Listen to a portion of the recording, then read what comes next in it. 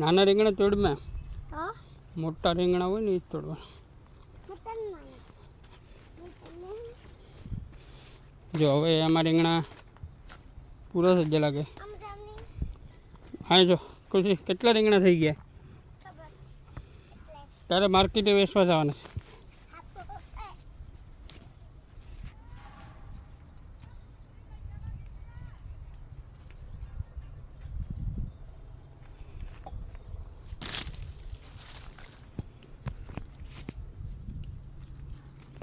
હવે છે રીંગણા